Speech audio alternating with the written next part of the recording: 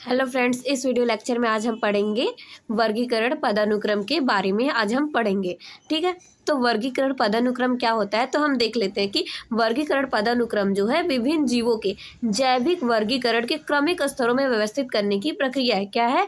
क्रमिक स्तरों में व्यवस्थित करने की प्रक्रिया है। और यह क्या होता है कि घटते और बढ़ते क्रम में हो सकता है, जैसे कि जगत से प्रजाति तक और प्रजाति से जगत तक, यानी कि किंगडम से स्पीसीज तक, स्पीसीज से किंगडम तक हो सकता है। वही कह रहा है जगत से प्रजाति तक, और इसके विपरीत भी की जाती है। देन हम देखते हैं कि इस पदानुक्रम के प्रत्येक स्तर के, मतलब कि जो पदानुक्रम है उसके प्रत्येक स्तर का जो वर्गीकरण है, वर्गीकरण की जो श्रेणी, उसको हम क्या कहते हैं? वर्गीकरण श्रेणी या रैंक कहते हैं। मतलब पदानुक्रम के प्रत्येक स्तर को हम वर्गीकरण की श्रेणी कहते हैं या फिर रैंक कहा जाता है, ठीक है।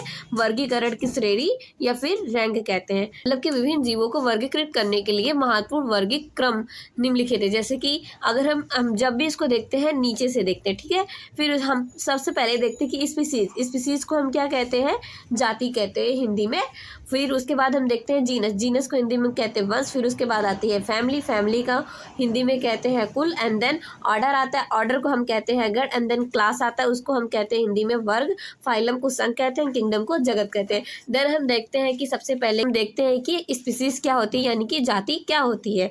जाति क्या होती है कि यह वर्गीकरण का सबसे निचला स्तर है। जो जाति है वो वर्गीकरण का सबसे निचला स्तर है। पृथ्वी पर लगभग 87 लाख प्रजातियां पाई जाती है। कितनी प्रजाति पाई जाती है? पृथ्वी पर लगभग 87 लाख प्रजातियां पाई जाती हैं। और यह जीवों का ऐसा समूह, मतलब कि ये जो है जीवों के एक ऐसे समूह को संदर्भित करता है जो जीवों की मतलब कि जीवों के एक ऐसे समूह को संदर्भित करता है जो आकार, रूप और प्रजनन संबंधी विशेषताओं में क्या होती है? सिमिलर होती है, समान होती है, ठीक है। प्रजातियों को आगे, मतलब कि जो प्रजातियों के आगे क्या होती है? उप प्रजातियां होती हैं, यानी कि प्रजातियों के आगे उप प्रजातियों में विभाजित किया, प्रजातियों को उप प्रजातियों में विभाजित किया जाता है। मतलब प्रजातियों को उप प्रजातियों में विभाजित किया जाता है। अब नेक्स्ट हम देखते हैं कि जीनस को हम हिंदी में कहते हैं वंश। यानी कि वंश क्या होता है कि वो देख लेते हैं, ठीक है।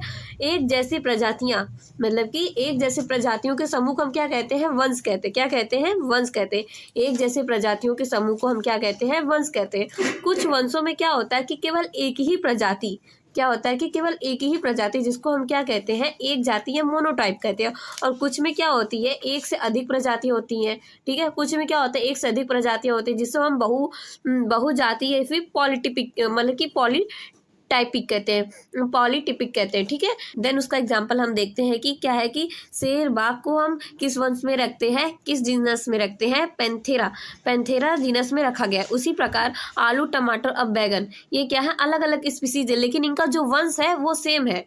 इनका जो वंश है, मतलब कि टमाटर, आलू, बैगन जो है, ये अलग अलग स्पीसीज से बिलोंग करता है, लेकिन इनका जो वंश, इनका जो जीनस है वो सेम है, सोलेनम है, ठीक है। अब हम नेक्स्ट देखते हैं कि परिवार यानी कि कुल क्या होती है, फैमिली क्या होता है, ठीक है। फिर उसके बाद हम देखते हैं कि वर्गीकरण को इस श्रेणी में विभिन्न वंश शामिल है। मतलब कि जो वर्गीकरण का ये श्रेणी, मतलब कि जो हमारी जो थर्ड श्रेणी है, यानी कि जो फैमिली है, ये जो वर्गीकरण की विभिन्न श्रेणी इसमें शामिल किया गया, मतलब कि जिनमें कुछ समानताएं पाई जाती है। वर्गीकरण की इस श्रेणी में विभिन्न वंश, विभिन्न जो जीनस है, उनमें क्या होती है?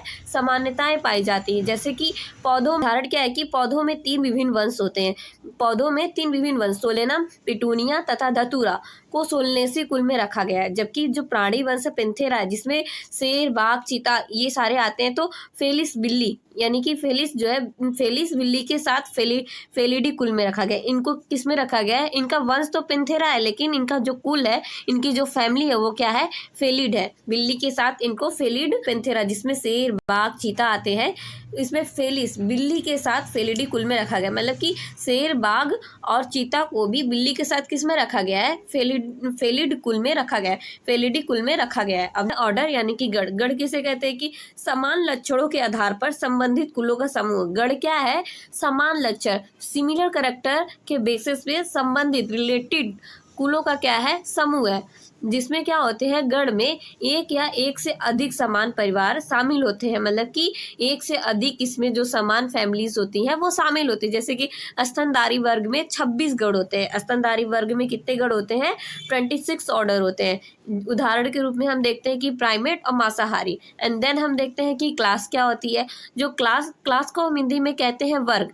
वर्ग में क्या कह रहा है कि जब फाइलम की अवधारणा नहीं आई थी, मतलब कि जब फाइलम के बारे में नहीं बताया गया था, जब फाइलम की अवधारणा नहीं आई थी, तब क्लास का वर्गीकरण सबसे सामान्य श्रेणी में था। तब क्या था, क्लास का वर्गीकरण सबसे सामान्य श्रेणी में था। लेकिन जंतु जगत में 108 वर्ग शामिल है। क्या, जंतु जगत यानी कि एनिमल जो किंगडम है उसमें 108 वर्ग शामिल है, जिनमें से स्तनधारी वर्ग में मैमेलिया और सरीसृप वर्ग में रेप्टाइल्स आते हैं। फिर उसके बाद जो पक्षी वर्ग है उसमें एव्स शामिल होते हैं। फिर देन हम देखते हैं कि क्या है, अब हम देन देखते हैं कि फाइलम क्या होता है कि फाइलम को हम हिंदी में कहते हैं संघ।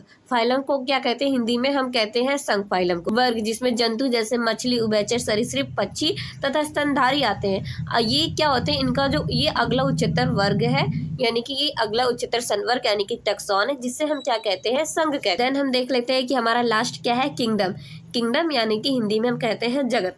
जगत क्या होता है कि जंतु के वर्गीकृत तंत्र में विभिन्न संघों के प्राणियों को उच्चतम संवर्ग यानी कि उच्चतम टैक्सॉन जगत में रखा गया है, मतलब कि प्राणियों को उच्चतम संवर्ग जगत में रखा गया है। जबकि जो पादप जगत में है विभिन्न भाग यानी कि उनको डिवीजन के रूप में सभी पौधों को रखा गया है। देन कह रहा है कि विभिन्न संघों के सभी प्राणियों को एक अलग अलग जगत, मतलब विभिन्न संघ जितनी भी फाइलम है उनके जितनी भी प्राणी है उनको एक अलग अलग जगत में रखा गया।